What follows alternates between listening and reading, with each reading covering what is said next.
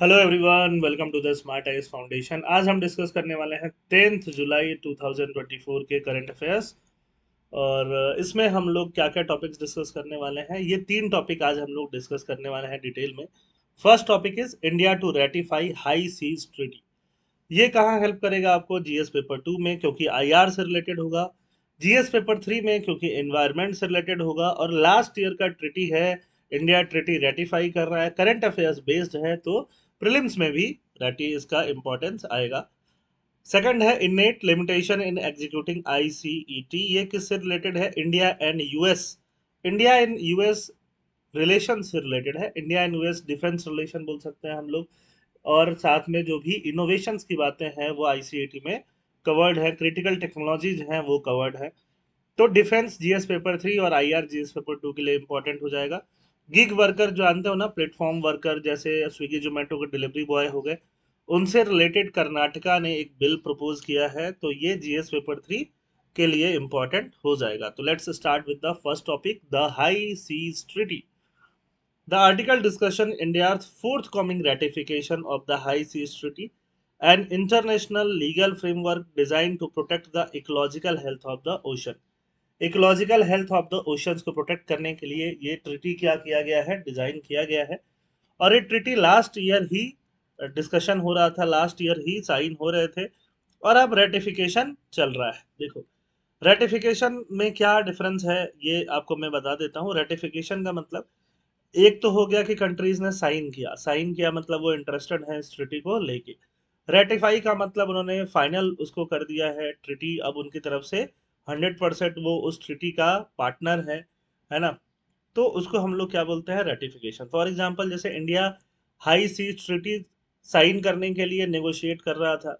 Ratification का मतलब India के पार्लियामेंट ने लागू कर दिया, या इंडिया का जो भी एग्जीक्यूटिव बॉडी है, एग्जीक्यूटिव किसको बोलते हैं? प्राइम मिनिस्टर को बोल सकते हैं, प्रेसिडेंट को बोल सकते हैं, इनका सिग्नेचर हो गया तो हम क्या बोलेंगे? रेटिफिकेशन। तो कई बार बहुत सारे ट्रिटीज को लेकर कंट्रीज इंटेंट दिखाती हैं बट बाद में पीछे हट जाती हैं। इंटेंट दिखाती हैं, साइन कर लेती हैं, बट उसको रेटिफाई नहीं करती। तो इंडिया अभी इस ट्रिटी को रेटिफाई करने वाला है, तो इस ट्रिटी को हम डिटेल में पढ़ लेते हैं। The treaty negotiated last year aims to maintain ecological health on ocean. Ocean का ecological health by reducing pollution, promoting conservation and sustainable use of marine biodiversity and resource. Marine biodiversity and resource का use कैसा होगा? Sustainable होगा। Details of the high seas treaty. High seas treaty के क्या details हैं, क्या scope होगा? The treaty also known as the agreement on biodiversity beyond national jurisdiction focuses on ocean areas outside national jurisdiction of any country। किसी भी country के beyond जो भी एरियाज हैं उस पे ये ट्रिटी क्या करती है? बिलोंग करती है। फॉर्मल नेम क्या होगा? फॉर्मल नेम है agreement on conservation and sustainable use of marine biological diversity of area beyond national jurisdiction. ये इस ट्रिटी का फॉर्मल नेम है। बट आपको क्या याद रहना चाहिए? हाई सीज ट्रिटी अगर आपको याद है तो आप मेंस में इसको डायरेक्टली लिख सकते हो। इस साल के लिए मेंस के लिए काफी इंपॉर्टेंट है। Negotiation: The treaty was the result of nearly 20 years of negotiation, with India being a participative nation. 20 years से ये treaty negotiate हो रहा है, इंडिया इसका participative nation है। 91 countries have signed the treaty। कितना? 91, with 8 of them also ratifying it। 8 countries इसको ratify कर चुकी हैं, मतलब फाइनल अप्रूवल उनकी तरफ से हो गया है। अभी और कंट्रीज का अप्रूवल आना बचा है, और कंट्रीज धीरे धीरे इसको अप्लाई करती जाएंगी। अब इस ट्रीटी का सिग्निफिकेंस क्या है वो समझ लेते हैं। जैसे कि क्लाइमेट चेंज के लिए पेरिस अग्रीमेंट 2015 का जो सिग्निफिकेंस है, पेरिस अग्रीमेंट में क्या बातें होती हैं? पेरिस अग्रीमेंट के अकॉर्डिंग जो भी टेम्परेचर राइज हो रहा है वर्ल्ड में, उस टेम्परेचर राइज को 1.5 डिग्री सेल्सियस और maximum 2 degree Celsius pre industrial level के अंदर रोकना है। मतलब प्री इंडस्ट्रियल लेवल पे अगर टेम्परेचर 25 डिग्री सेल्सियस प्री हुआ करता था एवरेज टेम्परेचर, तो एवरेज टेम्परेचर 26.5 या मैक्सिमम 27 से ऊपर तो नहीं जाए, क्योंकि ग्लोबल वार्मिंग को कम करने के लिए ट्रिटी है। उसी तरह से हाई सीज ट्रिटी का इम्पैक्ट देखा जा रहा है। ये ट्रिटी कितना कवर करेगा? हाई सीज को कवर करेगा। High seas almost 64% of total ocean area है, जिसको हम क्या बोलेंगे? ग्लोबल कॉमन्स भी बोलते हैं, जहाँ पे हर कंट्रीज का नेविगेट करने का, इकोनॉमिक एक्टिविटीज का, साइंटिफिक रिसर्च का इक्वल राइट होता है। इसको हम बोलते हैं हाई सीज। अब हाई सीज कब डिफाइन किया गया था, एक्सक्लूसिव इकोनॉमिक जोन क्या है, कॉन्टिग्यूअस जोन क्या है, टेरिटोरियल सी क्या है, इंटरनल वाटर्स क्या है, इसको हम डिटेल में समझते हैं। देखो यूएन क्या होता है, यूएन यूएन मतलब United Nation. United Nation convention on law of seas, law of seas आया था 1982 में। उसको हम सीधे लॉ ऑफ द सी के नाम से भी जानते हैं। इसने जो भी वाटर है पूरे वाटर को कितने पार्ट में डिवाइड कर दिया, 5 मेन जोन में डिवाइड कर दिया। उसने एक बेस लाइन बनाया कि मान लो कोई कंट्री, कंट्री का लैंड ऑलमोस्ट यहाँ खत्म हो रहा है, जहां से लैंड खत्म हो रहा है जहां तक, और जहां से टेरिटोरियल सी स्टार्ट हो रहा है उसको क्या मान लिया जाएगा, बेस लाइन। बेस लाइन के अंदर जो भी लेक्स होंगे या कुछ वैसा रिवर वगैरह होगा उसको क्या बोला जाएगा, इंटरनल वाटर। और जहां पे लैंड खत्म हो रहा है बीच, वहां से जहां से सी स्टार्ट हो रहा है वहां से लेके 12 नॉटिकल माइल्स, 12 नॉटिकल माइल तक क्या बोला जाएगा, किसी कंट्री का टेरिटोरियल सी बोला जाएगा। टेरिटोरियल सी भी होगा और नेशनल एयर स्पेस भी यहाँ तक होगा। इसके आगे आउ after 12 nautical mile, for the next 12 nautical mile को बोला जाएगा कॉन्टिग्यूअस जोन। ये एक तरह से इंटरमीडिएट एरिया होगा, कॉन्टिग्यूअस जोन जो इसको बोला जाएगा। अब कॉन्टिग्यूअस जोन की बात जब हम कर लें, ये टेरिटोरियल सी से ही लेकर के 200 नॉटिकल माइल तक का जो एरिया होगा इसको हम लोग क्या बोलेंगे, एक्सक्लूसिव इकोनॉमिक जोन। मतलब टोटल बेस लाइन से 200 नॉटिकल माइल, इसको बोलेंगे एक्सक्लूसिव इकोनॉमिक जोन। मतलब सिर्फ एक ही कंट्री इसको यूज कर पाएगी जिस कंट्री के अंदर ये आएगा। इसके बाद जो एरिया होगा इसको क्या बोलेंगे, हाई सीज होगा। मतलब इंडिया का अगर मैप बनाए, यहाँ से अगर 200 नॉटिकल माइल ले लिया जाए बेस से, है ना, बेस लाइन से, तो वहां तक को हम क्या बोलेंगे, एक्सक्लूसिव इकोनॉमिक जोन। ये टोटल इस एरिया में सिर्फ और सिर्फ कौन कर पाएगा, इकोनॉमिक एक्टिविटीज। इकोनॉमिक एक्टिविटीज का मतलब क्या हो गया, फिशिंग वगैरह करना है, इसके अंदर कुछ हाइड्रोकार्बन मिल गया, वो कौन ले पाएगा, वो वही कंट्री ले पाएगा, इसी कंट्री का एक्सक्लूसिव राइट होगा। इसके बियॉन्ड आफ्टर 200 नॉटिकल माइल वो हाई सीज होगा। वो सबके लिए, हर कंट्रीज का उस पर इक्वल राइट्स आएगा, इक्वल राइट्स आएगा। और इक्वल राइट्स को जहां पे आए उसको क्या बोल देते हैं, ग्लोबल कॉमन। मतलब हर कंट्री के लिए वो क्या है, कॉमन है। इंटरनेशनल एयर स्पेस का रूल थोड़ा अलग है, वो 12 नॉटिकल माइल तक नेशनल रहेगा। 12 के बाद से वो पूरा पूरा क्या हो जाता है, इंटरनेशनल एयर स्पेस हो जाता है।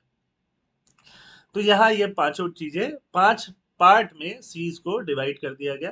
पहले तो बेस लाइन बना दिया गया, it is the low water line along the coast. Coast के पास में जो लो वाटर लाइन होगा जिसको कोई भी कंट्री कोई भी स्टेट रिकॉग्नाइज करता है उसको क्या बोलेंगे, बेस लाइन बोलेंगे।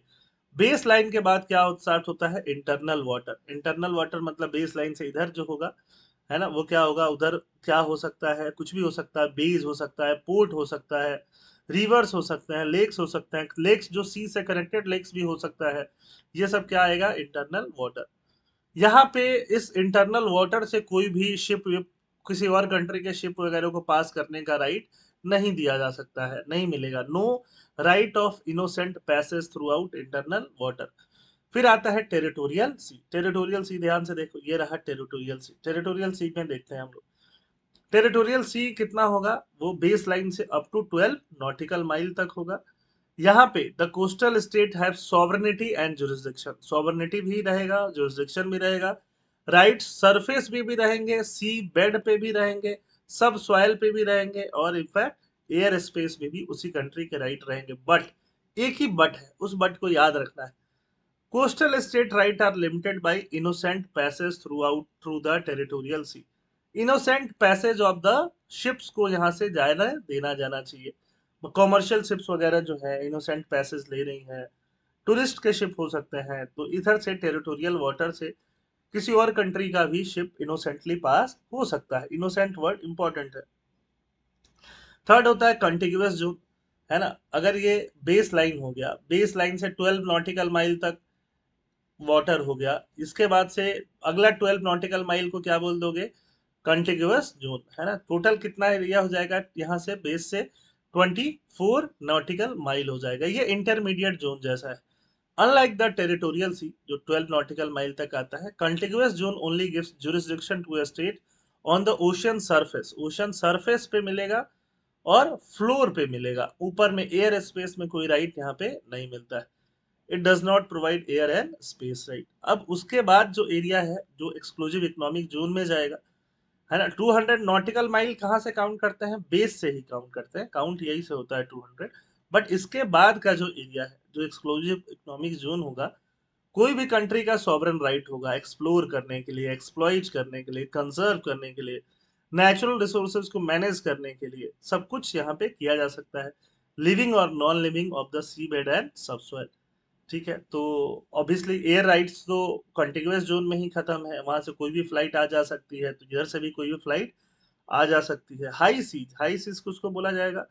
अब जहां 200 नॉटिकल माइल भी खत्म हो गया और दूर दूर तक कोई कंट्री नहीं है, वो एरिया क्या बन जाएगा? हाई सीज बन जाएगा। It is considered as the common heritage of all mankind and is beyond any national jurisdiction. किसी भी कंट्री का कोई जुरिस्डिक्शन वहां पे नहीं रहेगा।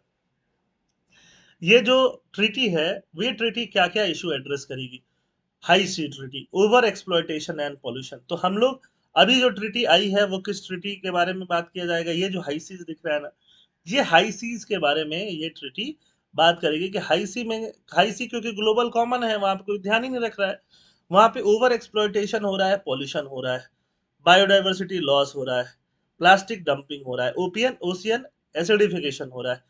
यूनाइटेड नेशन का एस्टिमेट है 2021 में about 17 million ton of plastic were dumped into the ocean, which projection indicating an increase in the coming years. Coming years में ये बढ़ेगा ही, घटने वाला नहीं है। Existing governance UNCLOS 1982 UN convention on laws of sea provides a comprehensive framework for legislative behaviour and use of seas and ocean. 1982 वाला तो हम लोग समझ ही चुके हैं, है ना, जो कि एग्जिस्टिंग गवर्नेंस ऑलरेडी है। प्रोविजन क्या होता है? It defined right, duties of nation regarding ocean activities, sovereignty, passage right, exclusive economic usages. लेकिन हाई सी की बहुत ज्यादा बात नहीं की जाती है। हाई सी में बात यही बोल दिया जाता है कि हाई सी सबके लिए है, हाई सी ग्लोबल कॉमन है, हर कोई इसको यूज कर सकता है। बट हर कोई इसको डैमेज कर सकता है क्या? ये बात नहीं होती है। डिमार्केशन अनक्लॉज ने कर लिया था। जनरल प्रिंसिपल की बात करनी है। It set principle for equitable access, resource use, conservation of biodiversity and marine ecology. High seas treaty का रोल क्या होगा? कि ये जो हाई सीज एरिया आ रहा है, जो दूर आ रहा है, ग्लोबल कॉमन्स आ रहा है, उसके बारे में यहाँ बात होगी, फोकस उसके बारे में होगा। It aims to provide specific mechanism for protecting and conserving marine biodiversity and resource in areas beyond national jurisdiction, जो एरिया नेशनल जुरिस्डिक्शन के अंदर नहीं आता है। हाई सीज ट्रीटी में क्या करना है? डिमार्केशन करना है। Achieve through the demarcation of marine protected areas का डिमार्केशन करना है।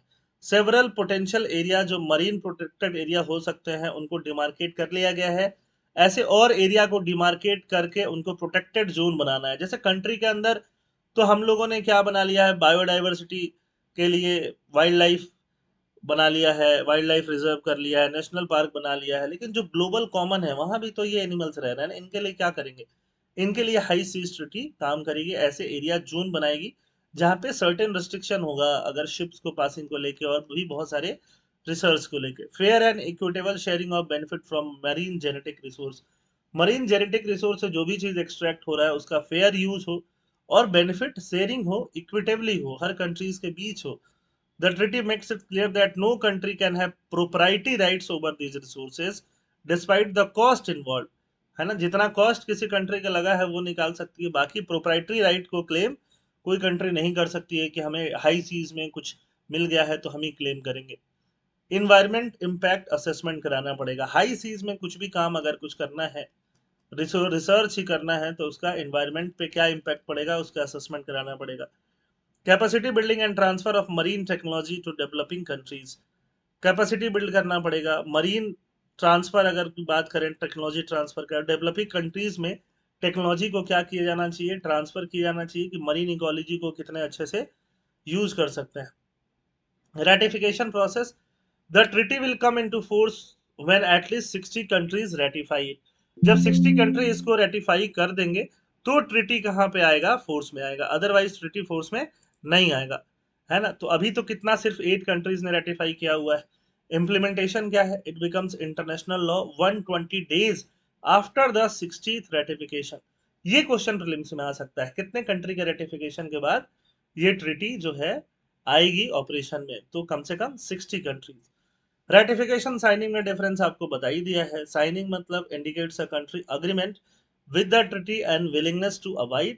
Ratification legally bind a country to treaty provision, often requiring legislative consent or executive approval. Countries that sign but do not ratify are not considered parties to the treaty. For example, US signed the Kyoto Protocol but did not ratify it due to lack of Senate approval. Kyoto protocol एक था, वो भी environment से related था, US ने sign किया, but US का जो सीनेट ने है, जो एक अपर हाउस है, उसने अप्रूव नहीं किया। Second topic of the day की तरफ चलते हैं। सेकंड टॉपिक है इनेट लिमिटेशन इन एग्जीक्यूटिंग आईसीईटी। पहले आईसीईटी समझ लेते हैं क्या।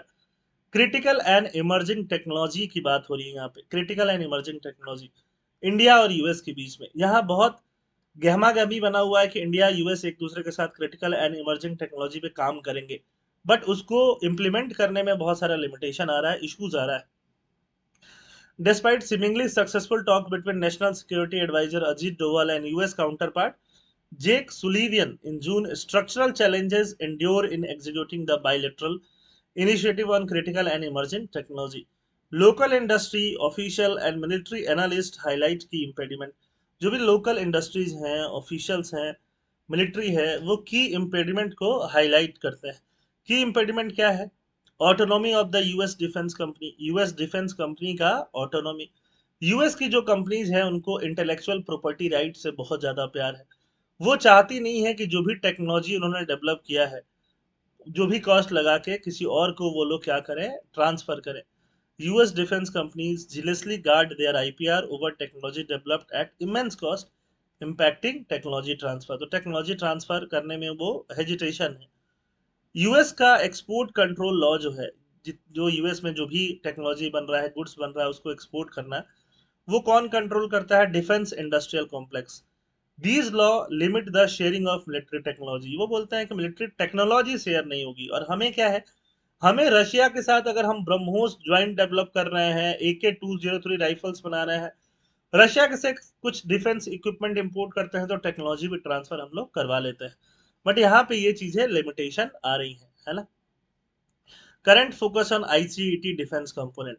अब ये याद रखने वाली चीजें नहीं है, बस एक एग्जांपल के लिए आप याद रख सकते हो। बहुत सारे एग्जांपल यहाँ पे दिए हुए हैं। Local manufacturing of GF414 IN-S6 engine. तो हम लोग लोकल मैन्युफैक्चरिंग कराएंगे तो हमारा तेजस जो लाइट एयरक्राफ्ट कॉम्बैट व्हीकल है उसको एम्पावर कर पाएंगे, पावर दे पाएंगे। वैसे ही यूएवीज के लिए लोकल असेंबली जो कराएंगे, है ना, for all the 3 Indian service with a project cost around 3 billion. तो ये सब एग्जांपल है कि जो भी आईसीईटी का डिफेंस कंपोनेंट है उसको अगर हम लोकल प्रोड्यूस करें तो हम कहाँ यूज कर सकते हैं। टेक्नोलॉजी ट्रांसफर में लिमिटेशन। अगर यहाँ नेगोशिएशन कंडक्ट होता है GF41 इंजन के लिए, तो ये जो यूएस की कंपनीज होंगी सिर्फ 80% टेक्नोलॉजी ट्रांसफर करेंगी HAL को, 20% मिलेगा ही नहीं। क्रिटिकल नो हाउ, क्रिटिकली जो 20% इंपॉर्टेंट होगा वो पता ही नहीं चलेगा। मेटलर्जी डिस्क को कैसे फोर्स करना है टर्बाइंस वगैरह के लिए।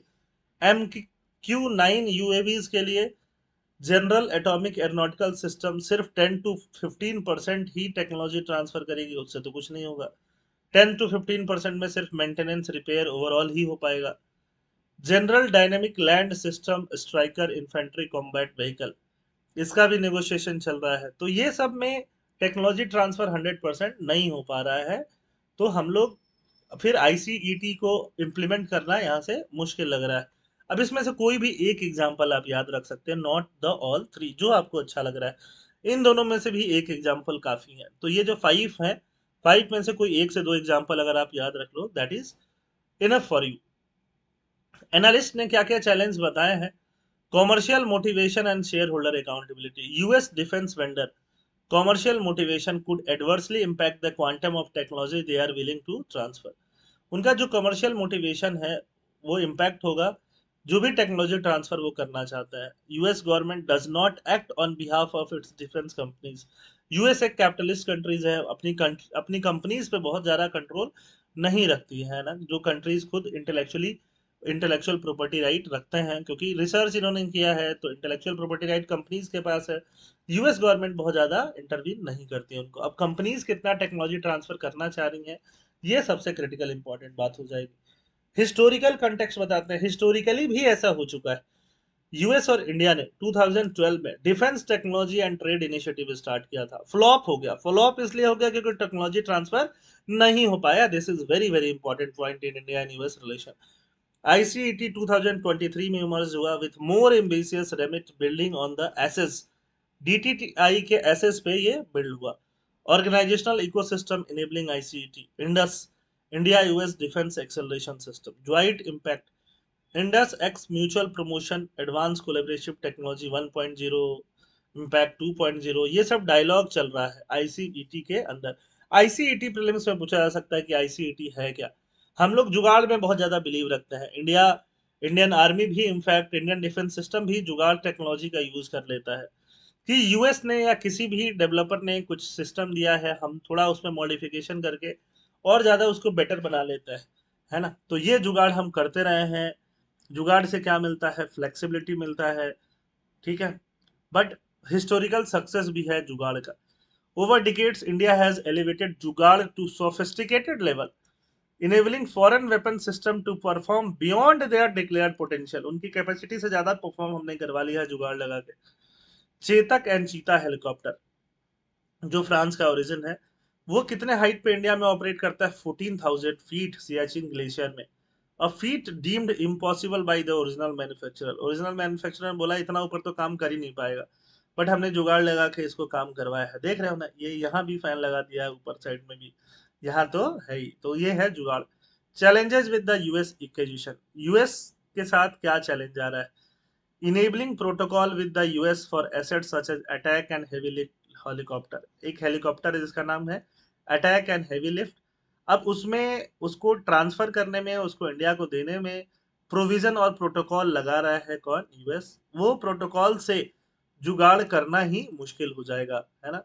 और ये जो यूएस है, यूएस क्या कर रहा है? जुगाड़ को डिसअलाउ भी कंप्लीटली कर रहा है।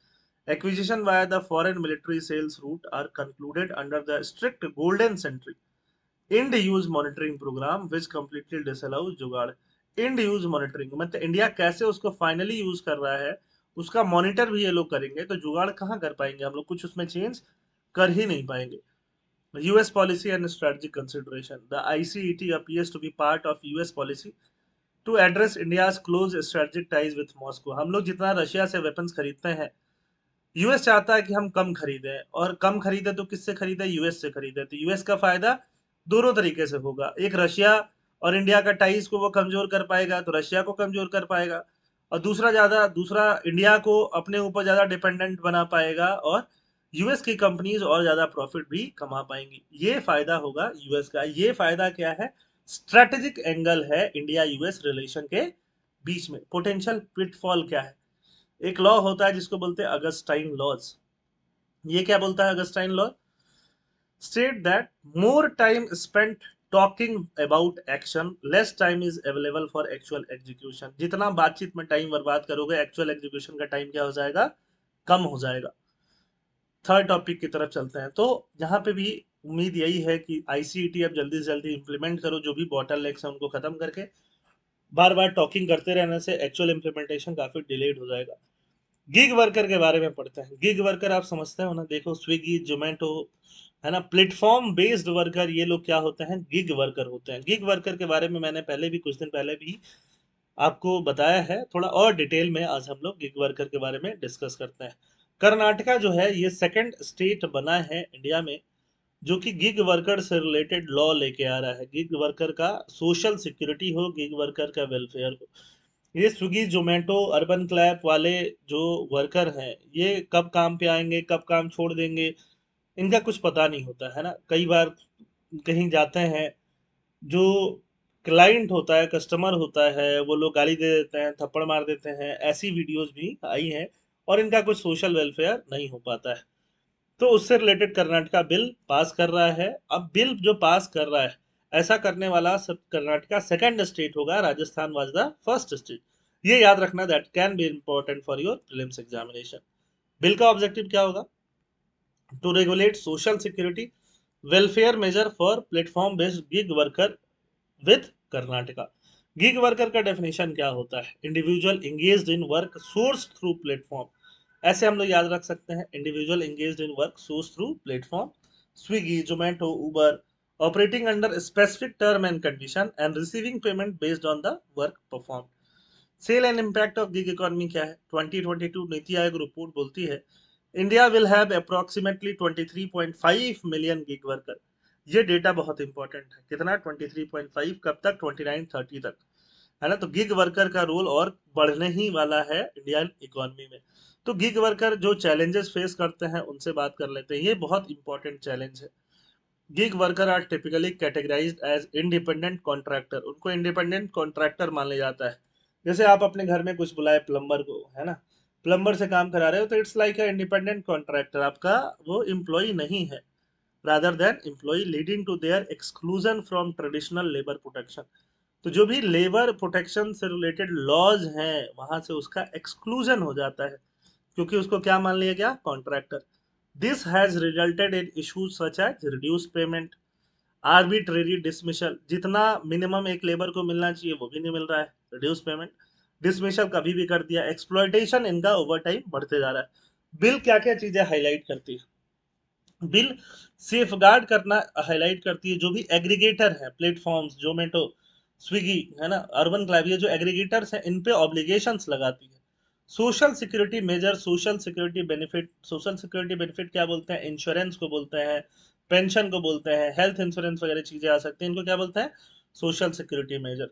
ग्रीवियांस रेड्रेसल मैकेनिज्म, अगर इनको ग्रीवियांस होता है, परेशानी होती है, तो कहाँ ये एड्रेसल के लिए जाएंगे? इसके लिए 2 लेवल मैकेनिज्म डेवलप करेगा। जो भी इनसे रिलेटेड काम होता है, एग्रीगेटर्स, प्लेटफॉर्म से रिलेटेड जो भी काम करते हैं, वो ट्रांसपेरेंसी से डिसीजन मेकिंग इनके रिगार्डिंग होना चाहिए, वो डिसीजन मेकिंग रिफ्लेक्ट होना चाहिए जब मांगा जाए। जब भी इनको टर्मिनेट करना है वो टर्मिनेशन फेयर होना चाहिए, स्पेसिफिक ग्राउंड पे होना चाहिए। उनके कॉन्ट्रैक्ट टर्मिनेशन में जो भी ग्राउंड है ना, उसका रिटर्न रीजंस होना चाहिए डिसमिसल का। 14 डेज का नोटिस भी देना होगा, ऐसा नहीं कि कल से काम पे मत आना। Importance of the Karnataka Gig Worker Bill, addressing arbitrary termination and worker exploitation. Arbitrary termination and blacklisting of gig worker have been pervasive issues, exacerbated by automated decision-making system favoring customer feedback over worker right. Customer feedback को favour करते हैं, और किसको favour नहीं करते? Worker right को। तो worker right को भी फेवर करना चाहिए, ऐसा इंपॉर्टेंस इस गिग वर्कर बिल में डाला गया है। ग्रीवियांस रिड्यूशन नहीं है तो ग्रीवियांस रिड्यूशन को लेके आया जाएगा, ठीक है।